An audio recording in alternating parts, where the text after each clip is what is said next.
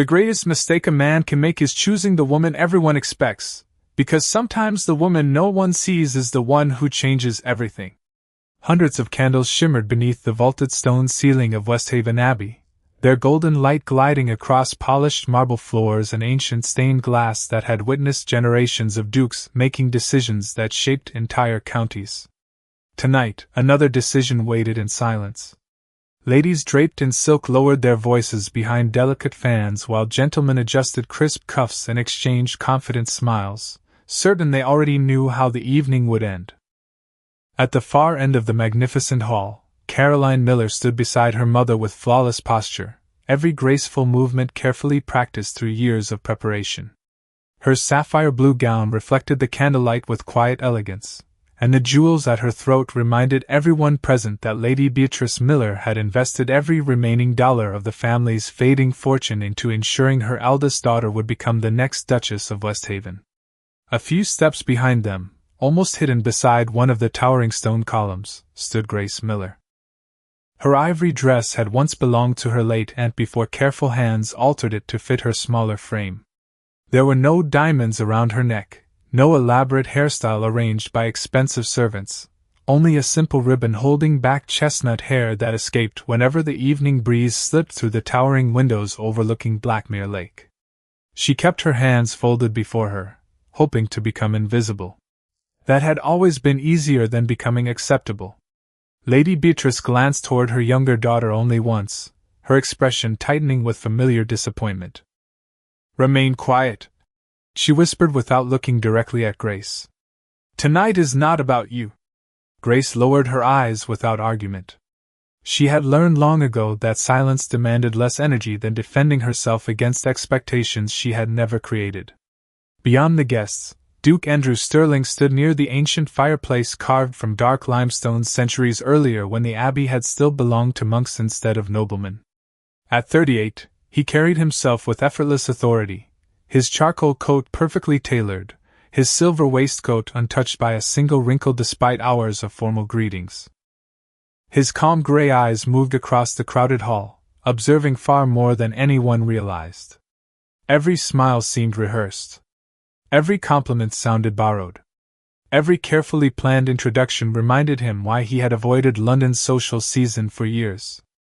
Then, almost by accident, he noticed movement beyond the polished crowd. A young maid carrying a silver tray stumbled as another servant brushed past her. Crystal glasses slid toward the marble floor. Several guests instinctively stepped away to protect expensive gowns and polished shoes. Caroline hesitated, concern flashing briefly across her face before she remained where etiquette demanded. Grace never hesitated. She crossed the room before anyone called her name, kneeling beside the frightened maid while gathering scattered crystal with careful fingers. "Are you hurt?" she asked softly. The young servant shook her head, fighting embarrassed tears. "Only frightened, miss." Grace smiled with gentle warmth. "Then nothing truly precious was broken." She discreetly tucked a folded handkerchief beneath the girl's trembling hand to hide a small cut before helping her stand. Neither woman noticed that Duke Andrew had watched every second. He said nothing. He simply remembered. Moments later the orchestra fell silent. Conversations dissolved into expectant whispers as Mr. Wallace, the Duke's longtime steward, stepped onto the raised platform holding an ornate velvet cushion. Resting upon it was the sterling sapphire brooch, the heirloom traditionally presented to the woman chosen as future Duchess of Westhaven. Every eye turned toward Caroline. Lady Beatrice straightened proudly. Caroline inhaled quietly, preparing for the future everyone had promised her since childhood. Grace lowered her gaze, wishing only for the evening to end. Andrew accepted the brooch without ceremony. The sapphire caught the candlelight like frozen midnight as he descended the marble steps with slow, measured confidence. He stopped before Caroline. The hall held its breath. Then, without warning, he continued walking. One step. Then another. Murmurs spread like wine through autumn leaves as the Duke passed the astonished elder sister and approached the forgotten younger one standing alone beside the stone pillar. Grace looked up, confusion replacing composure, as Andrew stopped directly before her. His voice remained calm, Yet every word echoed through the ancient hall with undeniable certainty. "Miss Grace Miller," he said, extending the sterling sapphire toward her. "I believe everyone here has mistaken the sister I came to choose." No one moved. No one breathed. Grace stared at the jewel in stunned silence before slowly lifting her eyes to meet his. Her voice barely rose above a whisper, yet somehow every soul in Westhaven Abbey heard it. "Your Grace, I believe they're right. You've chosen the wrong woman." 6 weeks earlier, before whispers filled the great hall of Westhaven Abbey and before an ancient sapphire changed the course of 2 lives, the Miller family still believed destiny could be carefully arranged like flowers upon a banquet table. Morning sunlight drifted across Miller Orchard House, illuminating rows of aging apple trees whose branches carried fewer blossoms each passing season. The estate had once been admired throughout Renford Valley for its harvests, but years of poor weather and mounting debts had quietly stolen its prosperity.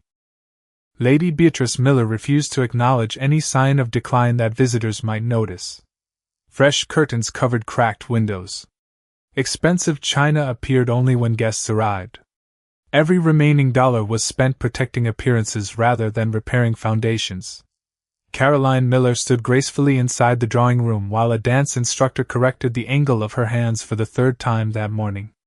Every movement reflected discipline, elegance, and years of careful preparation. Lady Beatrice observed proudly from a velvet chair. "A duchess never rushes," she reminded her eldest daughter. "She allows the room to come to her."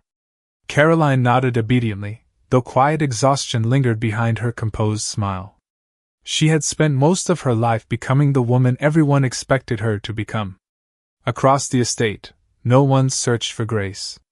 She was exactly where everyone assumed she would be. Kneeling beneath one of the oldest apple trees with dirt upon her gloves, she examined the dark patches spreading across its weathered trunk. Beside her stood Mr. Harris, the aging groundskeeper who had cared for the orchard longer than Grace had been alive. "If we lose this one," he said quietly, "the disease will reach the western grove before autumn."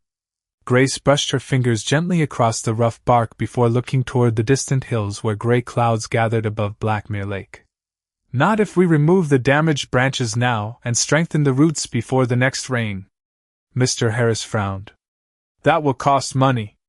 Grace offered a small smile filled with more determination than certainty. "Then we will save the tree before anyone has the chance to tell us it is too expensive." She gathered her skirts and carried a wooden bucket toward the well herself despite the servants insisting such work belonged to laborers. Grace had never believed kindness could be measured by social rank. She believed responsibility belonged to the person who noticed suffering first. By noon Lady Beatrice's voice echoed through the house. "Grace, wash your hands immediately. The Duke of Westhaven may arrive this afternoon." Grace paused in the kitchen doorway, brushing loose strands of chestnut hair behind her ear. "I thought he was coming to meet Caroline." "He is," Lady Beatrice answered sharply. "Which is precisely why you must avoid drawing unnecessary attention to yourself." Grace lowered her eyes. "Yes, Mother." No resentment crossed her face. She had heard similar instructions for as long as she could remember. Caroline approached quietly after their mother disappeared into the front hall. "I am sorry," she whispered. Grace looked at her sister with gentle affection rather than bitterness. "You have nothing to apologize for." Caroline hesitated before speaking again. "Do you ever wish things had been different?" Grace glanced through the window toward the orchard where workers continued tending weakened trees beneath the growing clouds. "Sometimes. But wishing has never repaired a roof or saved a harvest." Caroline smiled sadly. "You always make difficult things sound simple." "No," Grace replied softly. "I simply do not have the luxury of pretending they are easy." Late that afternoon the distant sound of carriage wheels rolled across the gravel road leading toward Orchard House. Every servant hurried into position. Lady Beatrice adjusted Caroline's sleeves one final time while reminding everyone to stand perfectly still. The grand front doors opened.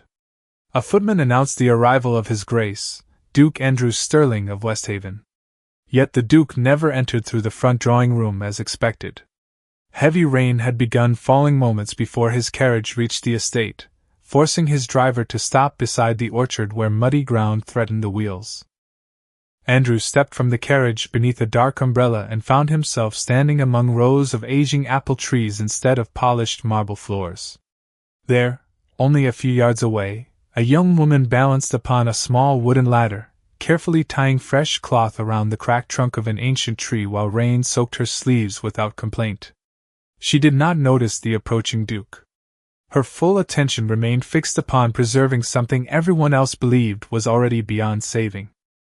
Andrew watched silently as she climbed down, placed one gentle hand against the weathered bark, and smiled with quiet relief after discovering the roots still held firm beneath the soaked earth. "You are stronger than they think," she whispered to the old tree, unaware that another pair of unseen eyes had just begun reaching the very same conclusion about her. The rain lingered over Renford Valley long after Duke Andrew Stirling entered Orchard House, leaving the windows covered with silver droplets that softened the fading afternoon light. Inside, every chair had been carefully positioned, every flower arranged with deliberate precision, every conversation rehearsed before it was spoken. Lady Beatrice welcomed the Duke with flawless courtesy, presenting Caroline exactly as she had imagined for years. Caroline curtsied gracefully, answered each question with perfect confidence, and spoke about music, literature, and charitable gatherings with polished elegance. Andrew listened with respectful attention, yet something within the conversation felt strangely distant, as though each answer had been selected from a book instead of discovered through experience.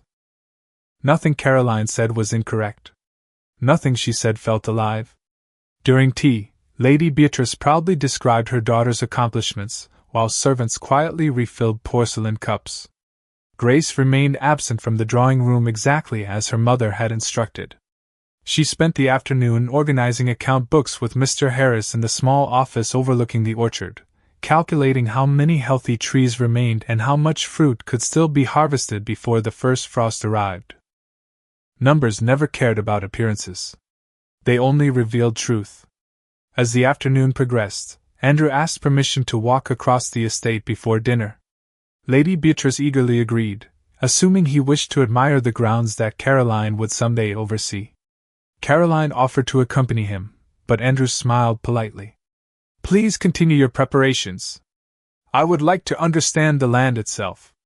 Mr. Harris became his guide through the rolling orchards, weathered fences, and narrow paths winding toward the western hills. The old groundskeeper spoke honestly about the changing seasons, the declining harvests, and the challenges facing every farmer in the valley. Andrew noticed something unusual. Whenever Mr. Harris mentioned a recent improvement, the older man unconsciously credited Grace rather than the estate manager. It was Grace who had discovered the disease spreading through the apple trees. Grace who had convinced workers to rotate the soil before spring. Grace who personally delivered food to elderly tenants during the harsh winter without allowing anyone to know. Andrew asked no further questions, yet every answer settled quietly within his thoughts. That evening the Miller family gathered for dinner beneath the warm glow of crystal chandeliers. Conversation flowed easily until Andrew proposed a simple discussion that seemed harmless on the surface.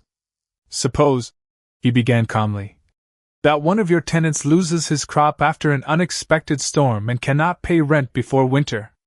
What would you do?" Lady Beatrice answered first. "Rules must protect every estate. Exceptions create expectations." Caroline nodded thoughtfully.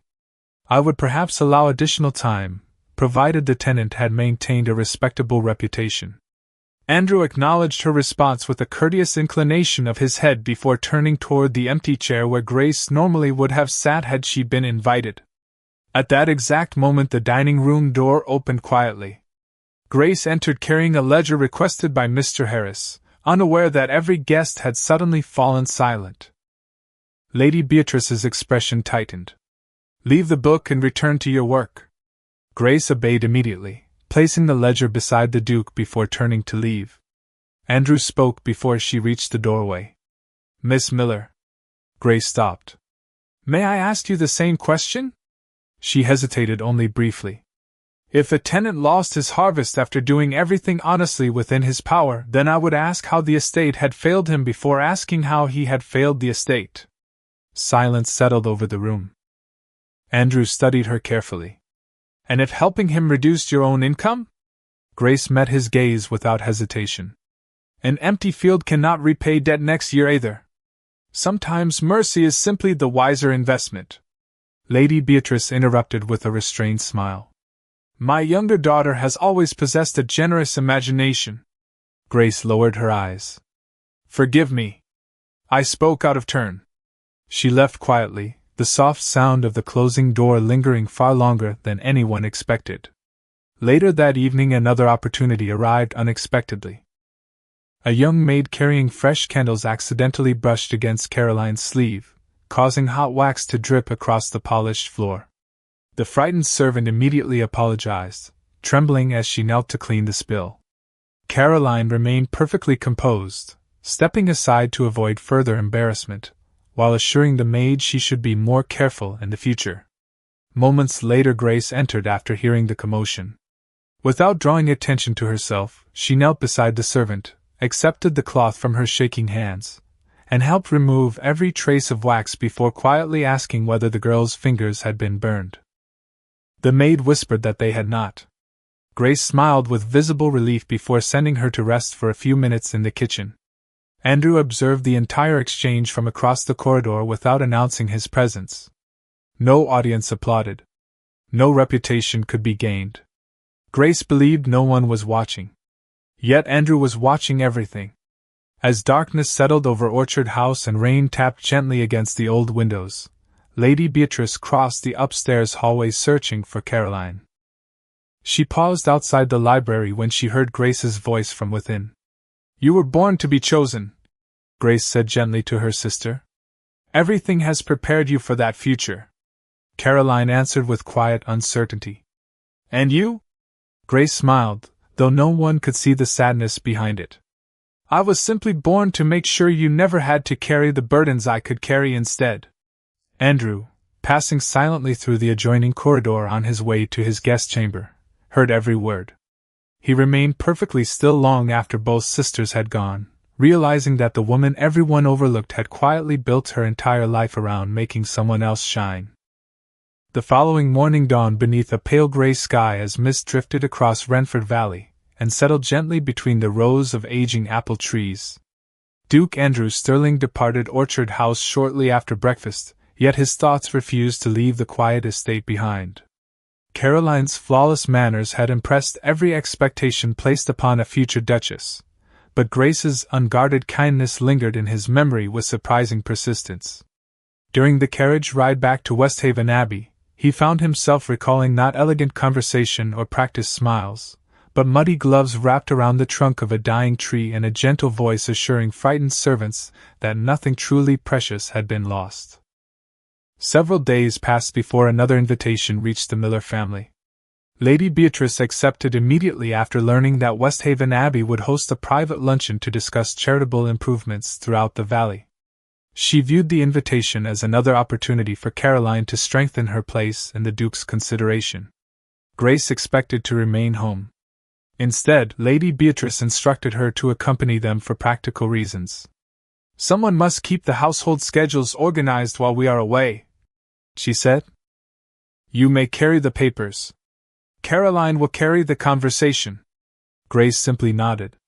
Westhaven Abbey rose above Blackmere Lake like a memory carved from stone. Ancient towers overlooked dark water reflecting drifting clouds while climbing ivy softened weathered walls that had stood for centuries. Although the former monastery possessed enormous halls and grand staircases, the estate felt strangely quiet, as though it still remembered lives devoted more to reflection than celebration. After luncheon the guests wandered through the southern gardens while Lady Beatrice proudly introduced Caroline to neighboring landowners. Grace quietly excused herself after noticing an elderly gardener studying a row of white climbing roses with visible concern. The flowers should have been thriving beneath the warmth of early summer, yet their leaves had begun fading into dull shades of yellow. Is something wrong? Grace asked gently. The gardener removed his hat respectfully. We have replaced the soil twice, miss. Nothing changes. Grace knelt beside one of the stone planters, pressing her fingertips against the damp earth before examining the shallow channel carrying water from the nearby fountain. She frowned almost immediately. The water carried a pale mineral residue that clung to the roots. It is not the soil, she whispered. Something upstream is poisoning the garden little by little. The gardener looked surprised. No one mentioned that possibility. Grace followed the narrow channel through winding paths until it disappeared beneath an old stone walkway leading toward the abandoned bell tower. Moss covered the aging pipes beneath the archway, and tiny white deposits clung to every crack. She carefully touched one of the stones before standing again. The old water line is breaking apart. The minerals are washing directly into the flower beds. She smiled with quiet satisfaction. The roses are not dying because they are weak. They are simply drinking the wrong water. You seem very certain. The calm voice came from behind her. Grace turned quickly to find Andrew standing only a few feet away. He had removed his gloves and carried several rolled estate maps beneath one arm, as though he had been inspecting the grounds himself. Embarrassment crossed Grace's face. Forgive me, Your Grace. I should not have wandered so far. You were helping my gardener. I was only making an observation. Andrew looked toward the struggling roses before returning his attention to her. My head gardener has spent nearly 3 months searching for an answer. Grace lowered her eyes. Then perhaps I am mistaken. Andrew stepped closer to the weathered stone channel and examined the pale residue she had discovered. Perhaps you are not. For several quiet moments neither of them spoke. Wind carried the fragrance of lavender across the garden, while distant church bells echoed from the village beyond the lake. Finally Andrew asked, Why would you concern yourself with flowers that do not belong to you? Grace answered without looking at him. Because living things do not become less worthy of care simply because someone else owns them. The simplicity of her words settled heavily between them. Andrew glanced toward the white roses climbing the ancient walls. My mother planted these herself before I was born. Grace looked up with genuine surprise. Then they should not be forgotten. Andrew's expression softened almost imperceptibly. Most visitors admire the gardens only when they bloom. Then they miss the moment when the gardens need them most. Their eyes met only briefly before Grace stepped backward, creating careful distance once again. I should return before my family notices I am missing. She offered a respectful curtsy and turned toward the central courtyard. Andrew watched her disappear beneath the ivy-covered archway while the afternoon sunlight broke through the clouds for the first time that day, casting warm light across the struggling white roses. He remained standing beside the old water channel long after Grace had gone, realizing that she had not attempted to impress him, flatter him, or seek his approval even once. She had simply tried to save something precious because she believed it deserved another chance. For the first time in many years, Westhaven Abbey no longer felt entirely silent. Summer settled gently over Renford Valley during the weeks that followed, painting the hills in deep shades of green while the white roses at Westhaven Abbey slowly began to recover beneath fresh water flowing through newly repaired stone channels. The gardeners praised the careful work of the estate engineers, never realizing the true solution had begun with a quiet observation from a young woman who expected no recognition. Andrew never corrected them. He simply found himself walking through the southern gardens more often than before, noticing each new blossom as though it carried a memory that refused to fade. Across the valley, however, Lady Beatrice noticed something entirely different. She noticed the Duke asking questions that had nothing to do with Caroline's accomplishments. She noticed servants mentioning Grace's conversations with the gardeners. She noticed the steward from Westhaven Abbey requesting copies of orchard records that Grace alone maintained. Small details, harmless by themselves, slowly formed a pattern that filled her with quiet alarm.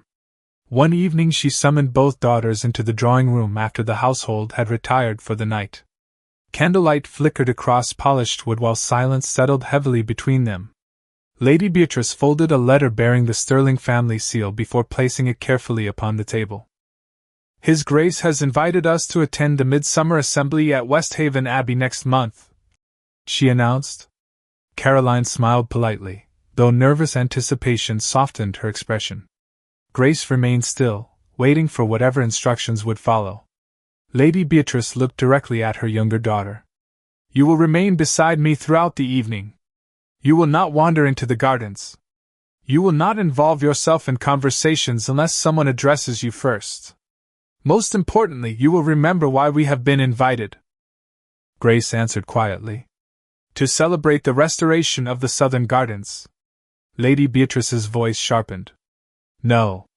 We are attending because Caroline stands at the threshold of a future that concerns this entire family." Grace lowered her eyes.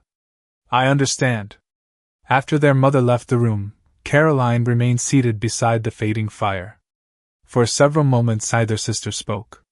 Finally Caroline broke the silence. "Mother believes something is changing." Grace looked toward the dark window overlooking the orchard. "Perhaps she is only afraid that change cannot be controlled." Caroline clasped her hands together. "If the Duke should ever—" She stopped before finishing the sentence. Grace turned gently toward her sister. "He will not." Caroline searched Grace's face with quiet uncertainty. "How can you be so sure?" Grace smiled, though sadness rested quietly behind it. "Because people like me do not become the ending to stories like this. We simply help others arrive there." Caroline reached for her sister's hand, holding it with unexpected tenderness. "I have never wanted you to disappear." Grace squeezed her fingers softly. "Then do not let anyone convince you that I already have." The following week another visitor arrived unexpectedly at Orchard House. Lord Preston Hale, a wealthy landowner whose influence stretched across much of Renford Valley, requested a private audience with Lady Beatrice. Grace happened to pass the library while carrying estate ledgers and paused only after hearing her own name spoken. "Your younger daughter possesses admirable qualities," Preston remarked smoothly.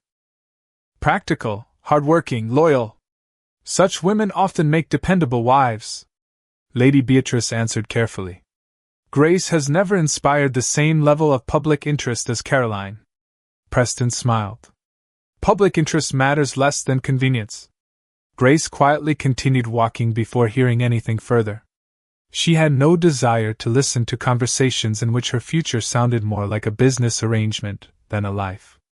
Days later the Miller family arrived once again at Westhaven Abbey for the midsummer assembly. Lanterns illuminated winding stone pathways while musicians filled the evening air with gentle melodies drifting across Blackmere Lake. Guests admired the restored white rose garden, praising Andrew for preserving one of the county's oldest treasures. Grace lingered near the edge of the gathering, content to remain unnoticed beneath flowering arches covered with fresh blossoms. Mr. Wallace approached Andrew discreetly during the reception. "Your Grace," he said quietly, "the repairs have exceeded every expectation. The roses may bloom more beautifully than they have in decades." Andrew looked toward the garden where Grace stood speaking kindly with one of the elderly gardeners. "They were never beyond saving," he replied thoughtfully. "Someone simply believed they deserved another chance." Before Mr. Wallace could answer, Lady Beatrice appeared beside the Duke with graceful confidence. "Your Grace," she said warmly, "Caroline and I have been discussing the future of Westhaven Abbey. We would be honored if you would announce your intentions regarding our families before the season comes to an end. Such clarity would spare everyone unnecessary speculation." Andrew regarded her calmly without offering an immediate reply. Across the garden, Grace happened to look toward them at that exact moment. Their eyes met only briefly before she respectfully turned away, believing the conversation concerned a future that had never included her. Andrew watched her disappear beneath the glowing lanterns, unaware that Lady Beatrice interpreted his silence as agreement. Within hours invitations began quietly circulating among the county's most prominent families for a formal gathering at Westhaven Abbey where many believed the Duke would finally reveal the woman destined to become the future Duchess. Grace heard the rumors like everyone else. She accepted them with peaceful resignation. After all, some flowers spent their entire lives helping another bloom without ever expecting the sunlight for themselves. The evening arrived wrapped in golden candlelight as carriages rolled one after another through the ancient gates of Westhaven Abbey, their lanterns reflecting across the quiet waters of Blackmere Lake like scattered stars. Every prominent family in Renford Valley had accepted the Duke's invitation, and every conversation carried the same confident expectation. By sunrise tomorrow, everyone believed Caroline Miller would leave the Abbey as the future Duchess of Westhaven. Lady Beatrice welcomed every greeting with carefully measured pride, while Caroline accepted compliments with graceful humility, though a quiet uncertainty lingered beneath her composed expression. Grace remained where she always preferred to stand, near the edge of the magnificent hall beneath the towering stained glass windows, far enough away that no one would mistake her presence for importance. She had chosen a simple pale blue gown that had been altered from an older dress, elegant enough to avoid embarrassment yet modest enough not to compete with her sister. She hoped the evening would pass quickly. She hoped the rumors would finally come to an end. High above the gathering, the old bells of the former abbey echoed softly through the vaulted ceiling before fading into silence. Mr. Wallace stepped forward carrying the sterling sapphire upon its familiar velvet cushion. The jewels shimmered beneath hundreds of candles, reflecting generations of promises, traditions, and expectations. Conversations gradually disappeared until only the distant crackling of the great fireplace remained. Andrew Stirling stood upon the marble staircase overlooking the assembled guests. His expression revealed nothing, yet his steady gray eyes quietly searched the room before settling for a brief moment upon Grace. She lowered her gaze immediately, believing the glance had been accidental. Andrew descended the staircase with slow, deliberate steps, the sapphire resting within his hand. Lady Beatrice drew a careful breath. Caroline folded her trembling hands before her. Several ladies exchanged knowing smiles behind delicate fans. Even Lord Preston Hale watched with satisfied confidence. Everything unfolded exactly as society expected. Andrew stopped before Caroline. The hall became perfectly still. Caroline looked into his eyes with quiet dignity, waiting for the words that would define the rest of her life. Instead, Andrew offered a respectful inclination of his head and continued walking. One step. Then another. Confused whispers spread gently through the hall. Lady Beatrice's smile disappeared. Caroline turned slowly, unable to understand what she was seeing. Grace looked up only after sensing the unusual silence surrounding her. Before she could step aside, Andrew stopped directly before her. Every candle seemed to burn a little brighter as he extended the sterling sapphire toward the younger sister everyone had overlooked. "Miss Grace Miller," he said with calm certainty, "I believe everyone here has mistaken the sister I came to choose." The silence that followed seemed almost endless. Grace stared at the sapphire without lifting her hands.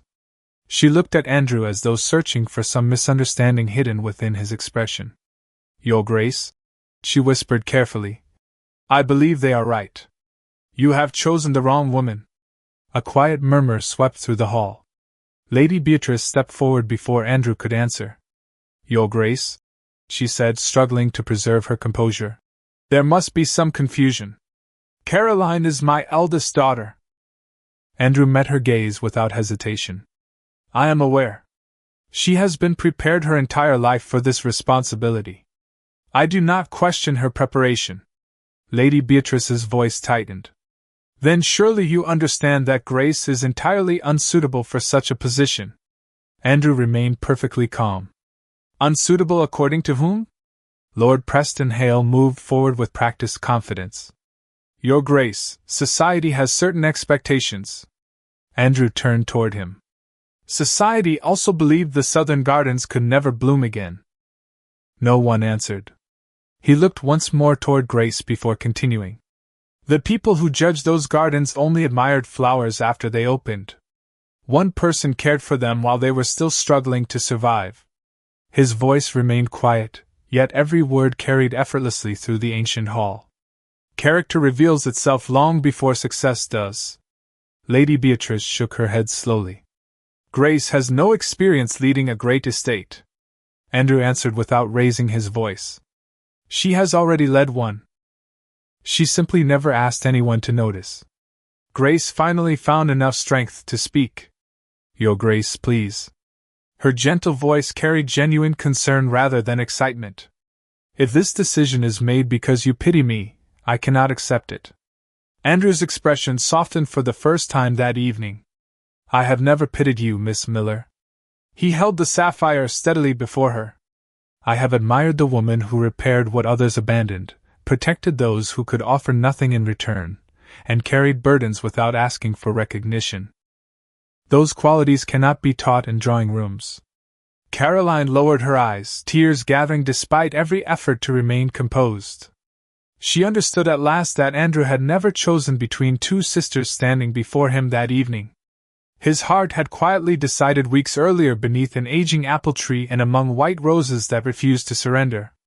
Grace looked toward her sister, then toward her mother, before returning her eyes to Andrew. Her hands remained at her sides. I cannot become the reason my family is divided, she said softly. Andrew slowly lowered the sapphire but never stepped away. Then allow me to become the reason they discover what truly matters. The great hall remained silent as every soul present realized they had just witnessed something far more powerful than an announcement. They had witnessed a man who refused to let the world decide the worth of the woman standing before him. The silence inside Westhaven Abbey lingered long after the guests departed, leaving only the fading glow of candles reflected across polished marble floors and ancient stone walls. Servants quietly extinguished lanterns while whispered conversations drifted into distant corridors, carrying the astonishing news toward every corner of Renford Valley. Grace stood alone beneath the covered entrance overlooking Blackmere Lake, the cool evening breeze lifting loose strands of chestnut hair as she struggled to steady her thoughts.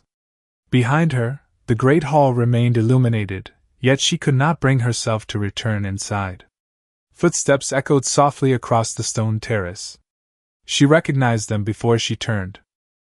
Andrew stopped several feet away, careful not to invade the quiet space she had claimed for herself. Either of them spoke at first.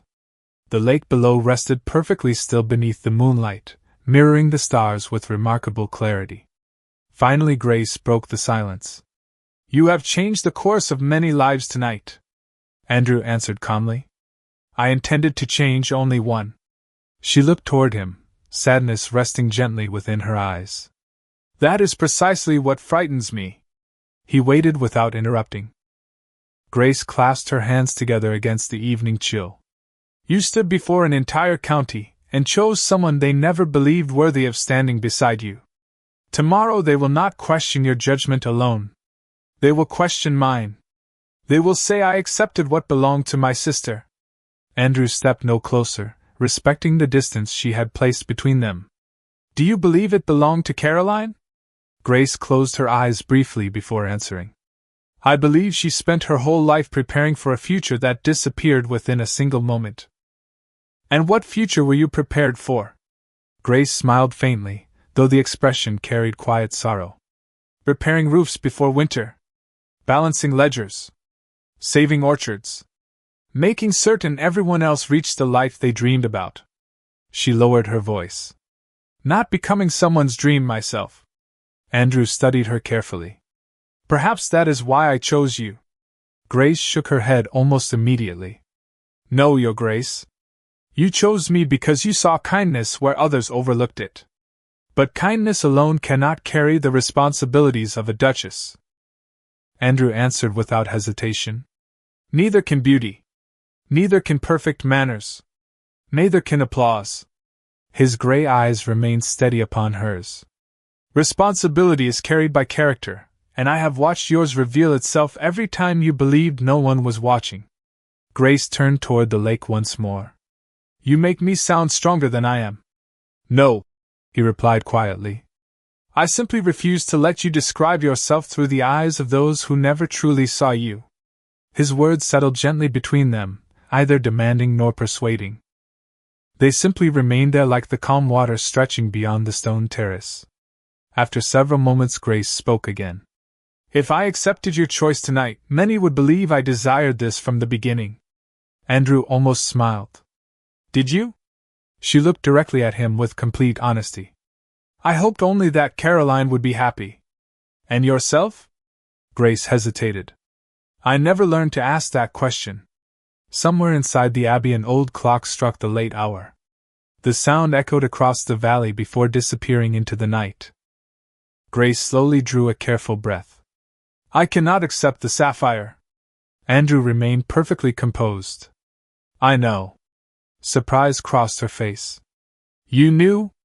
The woman who protected a frightened servant instead of preserving her own reputation was never going to accept a life built upon someone else's pain. Grace searched his expression, trying to understand why disappointment never appeared there.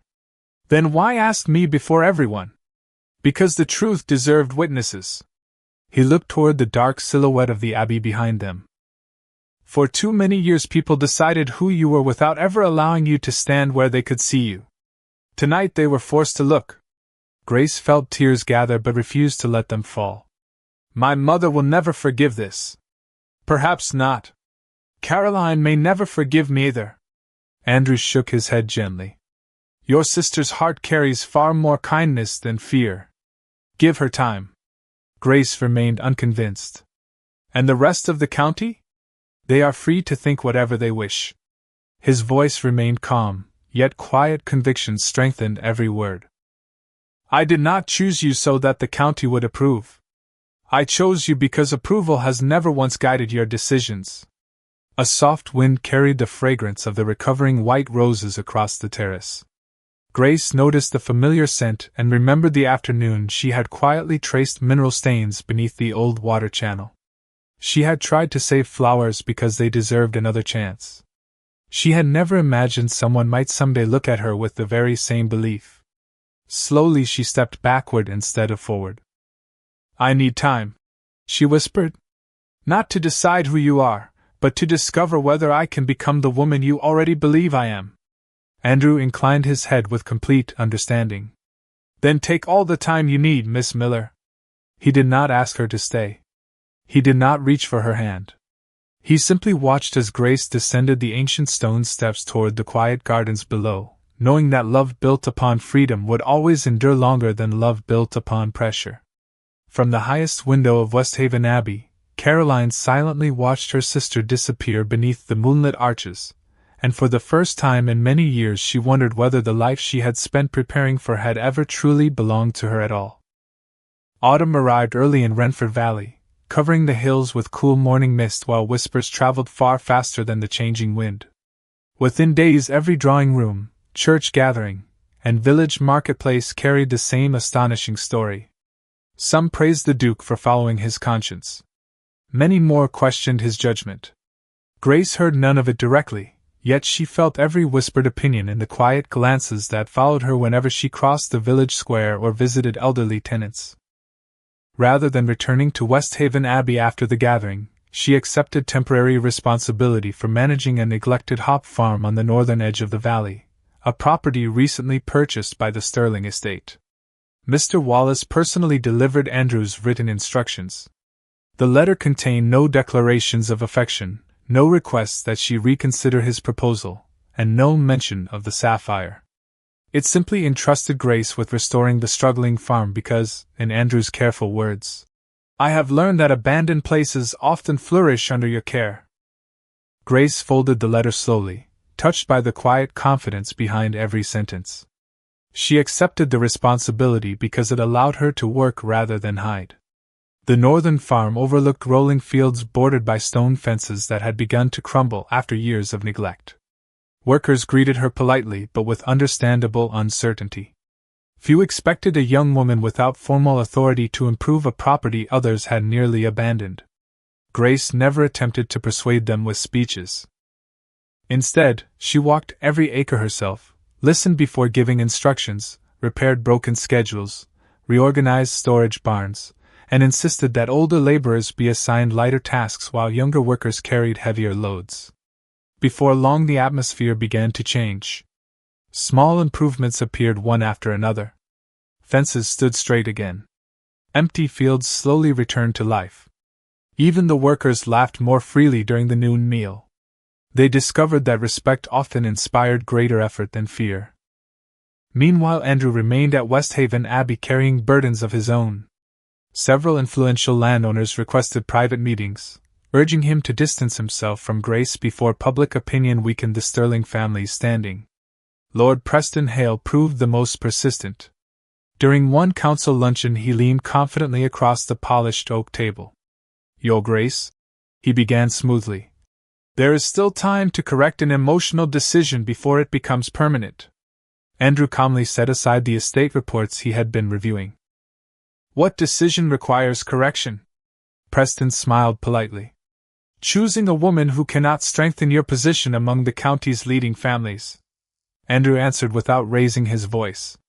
"My position is strengthened by integrity, not appearances." Preston's expression hardened almost imperceptibly. "People remember names." Andrew looked directly at him. "History remembers character." Their conversation ended there, yet Preston quietly resolved to create doubt where persuasion had failed. Within a fortnight, anonymous letters began circulating throughout Renfrew Valley. They suggested that Grace had secretly encouraged the Duke's attention long before the gathering at Westhaven Abbey. No accusation appeared openly cruel, yet every carefully chosen sentence invited suspicion. Some readers dismissed the rumors immediately. Others repeated them without asking whether they were true. Grace first learned of the letters when an elderly shopkeeper hesitated before handing her the weekly account ledger. His kindness remained unchanged, but uncertainty clouded his smile. Grace accepted the folded paper he quietly offered. She read every line only once before carefully placing it back upon the counter. Not a single word reflected the woman she knew herself to be. Yet she also understood how easily strangers believed written accusations over years of silent goodness. She thanked the shopkeeper for his honesty, and walked home through falling leaves without defending herself to anyone she passed. That evening Caroline arrived unexpectedly at the northern farm. She stepped from her carriage wearing a simple traveling cloak instead of the elegant gowns she had once worn so effortlessly. Grace welcomed her sister with genuine warmth despite the difficult weeks behind them. They sat together beneath the wide porch overlooking fields glowing beneath the final light of sunset. Caroline finally broke the silence. "The letters are lies." Grace nodded gently. "I know. Mother believes ignoring them will make them disappear." Grace looked toward the distant hills. "Sometimes silence protects peace. Sometimes it protects injustice." Caroline lowered her eyes, guilt softening her voice. "I should have spoken sooner." Grace reached across the small table and covered her sister's hand with quiet affection. "You are here now." Tears gathered within Caroline's eyes. "I spent years believing I needed to become perfect so our family could survive. I never realized you were carrying the heavier burden all along." Grace smiled gently. "We were both carrying what we believed was ours." At that same hour, Andrew stood before the council chamber at Westhaven Abbey listening as several respected gentlemen suggested postponing every public announcement concerning Grace until the rumors faded. He quietly removed the silver crest identifying his authority as Duke and placed it upon the polished table before him. Every conversation stopped. "If maintaining this office requires abandoning an honorable woman because false stories are more convenient than truth," he said with steady calm, "then the office asks more of me than honor ever should. Titles exist to protect justice, not replace it." No one answered. In the profound silence that followed, even those who disagreed with Andrew recognized that his decision had never depended upon admiration. It depended upon principles that neither gossip nor pressure could persuade him to surrender. The first snow of the season arrived quietly over Renfrew Valley, dusting the rooftops, stone walls, and sleeping orchards with a thin layer of white that softened every scar the land had carried through the year. By then, the truth had begun to emerge with a strength that no rumor could withstand. Caroline requested a formal gathering before the county council, insisting that every family who had repeated the anonymous accusations be present. Standing beneath the high ceiling of the council chamber, she spoke without anger and without excuses. She admitted that she had known someone wished to separate Grace from the Duke, and she confessed that fear had kept her silent longer than it should have. She also revealed that Lord Preston Hale had repeatedly encouraged the false narrative, believing that if Grace's reputation could be damaged, Andrew would eventually surrender to public pressure and abandon his choice. Quiet records collected by Mr. Wallace and correspondence preserved by estate clerks confirmed the truth. The anonymous letters had not appeared from nowhere.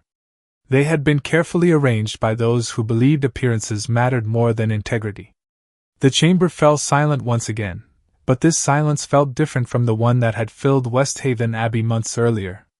It was no longer the silence of judgment. It was the silence of realization. Many who had doubted Grace lowered their eyes, recognizing that they had trusted whispers more readily than years of honest character. Grace never demanded apologies. When neighbors approached her with embarrassed expressions, she greeted each of them with the same gentle kindness she had always shown. Her forgiveness surprised many people more deeply than any accusation ever had. Andrew watched these moments from a respectful distance, understanding that Grace's greatest strength had never been proving others wrong. It had always been choosing compassion when resentment would have been easier. A few days later, he invited Grace to walk with him through the southern gardens of Westhaven Abbey. Winter had stripped most branches bare, yet the white climbing roses remained surprisingly resilient, their evergreen leaves still clinging to the ancient stone walls despite the cold. They followed the familiar pathway beside the restored water channel, until they reached the oldest arbor overlooking Blackmere Lake. Snow rested lightly upon the stone benches where no one else had walked that morning. Andrew stopped beside the roses and looked across the quiet water before speaking. "Do you remember the first day you stood here?" Grace smiled softly. "I remember believing I had wandered somewhere I did not belong."